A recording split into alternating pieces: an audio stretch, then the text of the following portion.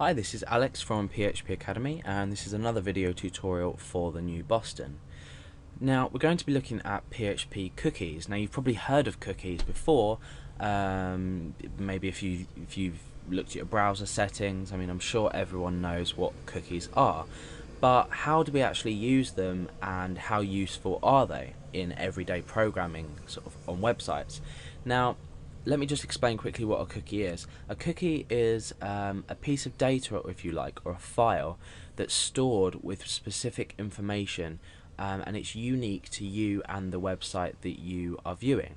So if you view on your browser a website that's set a specific cookie, when you access that website, depending on the expiration time of the cookie, that piece of data will be relayed. So it will be relayed from your computer to the website.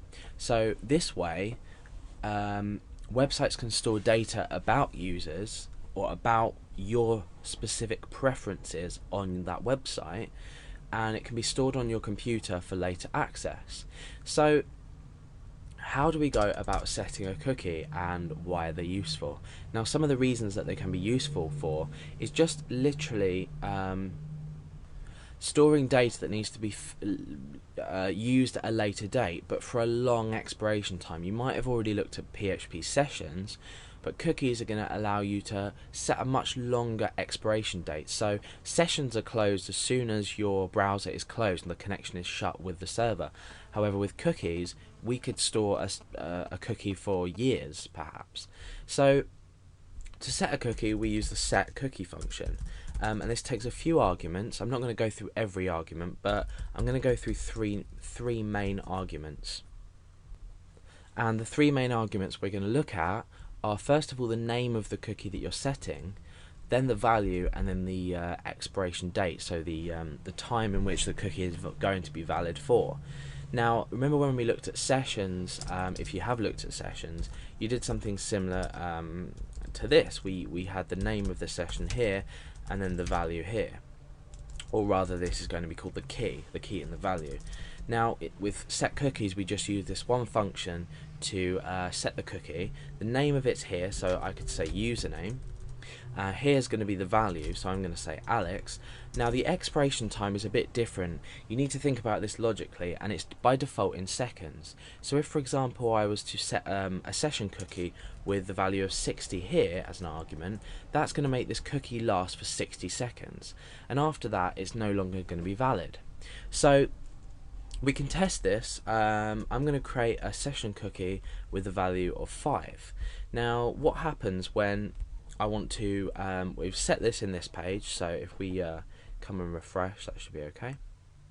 Okay, so we've set the cookie in this page. Now what happens when we want to retrieve this value in view? Now, within 5 seconds this would have already expired, so we're going to have to reset it in a minute. All we do is we say echo, and then what we do is we use $_cookie, so much like session, and then the name of the cookie, so this is username in this case, so username, and that's basically it.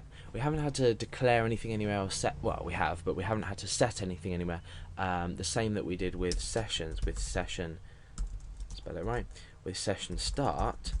So these are a lot more freely used on your page. We also don't need to kill well, we do need to kill a cookie at some point, but this is done in a slightly different way to sessions.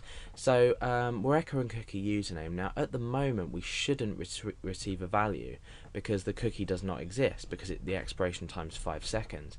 So if I go back to set again, here, so in this page we can reset, or refresh rather, and then what we can do is, before the 5 seconds are over, we can quickly come back to view. Oh no, maybe let's just change that to 10. Set.php, so that's hopefully set the cookie, and now into view.php. Okay, and it's not working, so let's think why that could be. Right, okay, so yeah, okay, so I've forgotten sort of a vital part of this, and the point is that what we do is we in fact set a timestamp here, and timestamps in PHP are basically they're an amount of seconds from a specific date. I can't remember what the date is. I think it's somewhere in 1990. but there is another video on that, so you can go and reference to that if you want. So what we would do is to access a timestamp. Originally, we would use time equals timestamp, whereas time now is just a variable that I've set. Oh no, sorry, we would do time. So we'd use the time function to grab a timestamp. Let's just have a look at that, so so you can see what we're looking at. That's in set.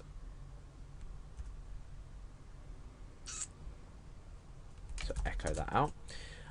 Okay, so we have our timestamp here, which is a long number. Now what we do is when we set a cookie, we set it from the current time, so we can use this function within this function here, but then we add on the amount of seconds we want for it to expire. So then what can happen is we can do a check. It will automatically do it for us, but it will check against the timestamp plus 10. So it will check 10 seconds from now. So apologies for getting that wrong before, but it's just one minor thing I forgot. So let's test this out again. So so we've got set.php. Let's refresh. Now the cookie has been set. We come into view.php and you can see that it's been set. Now as I'm talking to you, eventually the cookie is going to expire because the timestamp is going to be less than the current date. So if I refresh again, I think that should go. Yeah.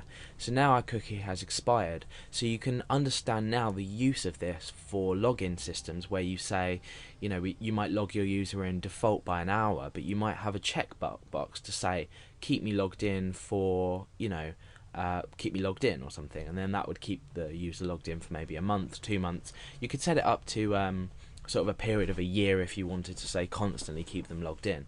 So that's basically how cookies are useful.